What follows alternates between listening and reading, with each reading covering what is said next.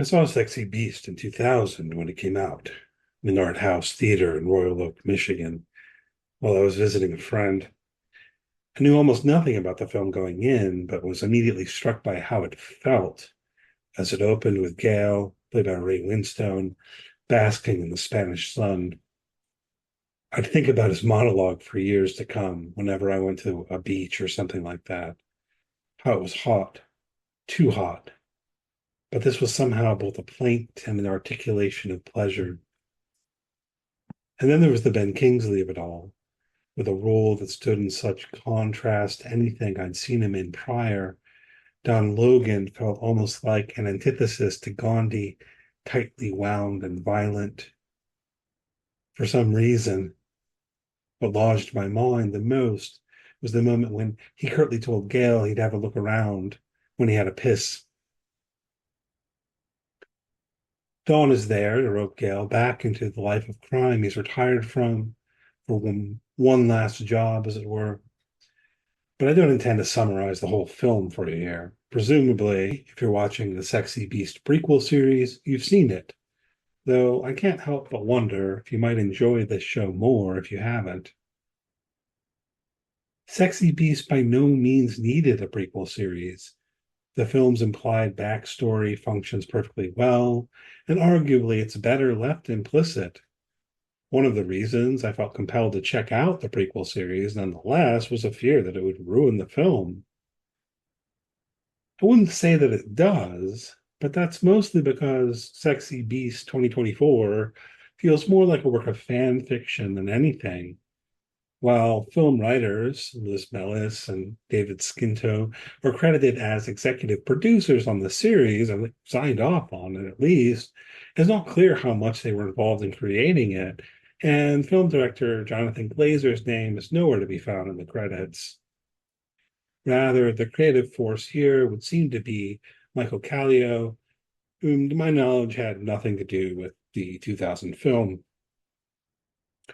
That's all well and good, and I hope that referring to this prequel series as fan fiction doesn't seem demeaning. Viewing it that way has actually helped me enjoy it. Otherwise, my criticisms would be a lot more forceful.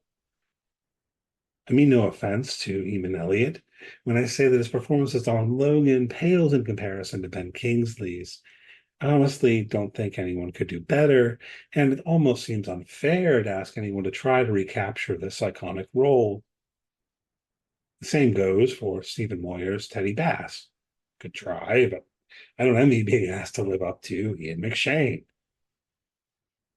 The deeper point, though, is that I don't really agree with how these characters are being presented in Sexy Beast TV series. The 2000 film encouraged us to imagine the history between Gale and Dawn and how Teddy fit into that history. And I don't grant this series the right to overwrite what I dreamed for myself. Kingsley's Dawn is tight and erotic, but he feels in control in a way that adds to his menace. It's as though his every word and gesture carries a threat of violence, such that he's not used to having to carry out actual violence. It's not out of character when he snaps, so much as he seems a bit annoyed to have to. In contrast, the first three episodes of the prequel series present Dawn as something of a powerless man-child we're almost supposed to feel bad for. He's controlled by his sister, Cecilia, played by Tamsin Craig, and he's really a pathetic figure. In his relationship with Gale, played here by James McArdle, it's clearly the latter who holds more power. Gale tells his fiancée, Marjorie, that Dawn needs him, and in the context of this series, I believe him. Dawn's whole disposition is explained through a childhood where he suffered abuse, only to be, quote unquote, saved by an abusive sister. I don't want to feel bad for Dawn. I don't want to imagine that he was at one point Gale's weird friend no one liked, and I don't want his character explained through childhood trauma. I'd rather disconnect this series from the film and pretend it's a new story. Similarly, the film presents Teddy Bass as though he was one of many people Gale and Dawn had worked with or for in the past. Well, the prequel series is setting him up as an enormous figure in their lives. I don't know how well that fits with the rapport or lack thereof we see between Teddy and Gale in the film. I prefer not to think about it. Yet, Sexy Beast 2024 is filled with callbacks to the 2000 film that tend to feel a bit too on the nose. Teddy says that, quote, there's always a fucking way when he describes the first job. Dawn repeats the word yes and the word no in various moments that mimic Kingsley's performance but don't match the context. And we even get Gail and Teddy sharing a tense car ride that ends with Teddy saying the exact words he does in the film. I'm less bothered by the way the opening scene of the series mimics that of the film, but with Gail sunbathing on a roof, or with H going on about cloning in a way that calls to mind how he was on about everlasting haircuts in the movie. But in many ways, the references this show makes to its source material just feel too direct. That said, the most compelling aspect of the Sexy Beast TV series might be in the backstory it provides to Dee Dee, played here by Sarah Green. We knew she was a porn star from the film, but the series sees her navigating the power dynamics of the industry and attempting to exert her agency in a way that deepens the character. And I'm more invested in Gail's courtship of her than any of the crime stuff. Of course, Dee Dee is also caught up in the crime stuff, as the McGraws control the studio where she works and beat the man who is going to offer her way out to a pulp. And those same McGraws are working for the muckety muck Teddy is employing Gale and Don to steal from. Everything's tied too closely together. Gale, Don, H, and Larry pull a heist on a van to steal a coin in episode 1, which is all well and good, except Larry shoots at a security guard who kind of notices them after they've gotten away from the scene. So Teddy kills Larry and tells Gale to take care of the guard. Gale doesn't kill this man, but instead gives him some money and tells him to run. And I'd expect that to come back around on him by the end of the series, but if it does, I couldn't see Teddy trusting Gale by the time we get to the events of the film.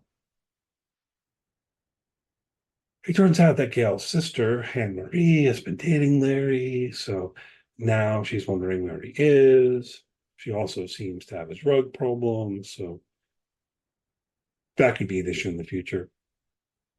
But regardless, Freddie McGraw knows that Teddy is behind the thefts that have occurred, second being of a statuette that was previously stolen from the royal family.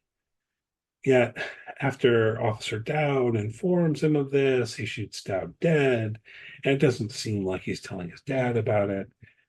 Freddie storms into Teddy's club near the end of episode 3 and points a gun in his face, but he runs away after Teddy says he was wondering what took him so long.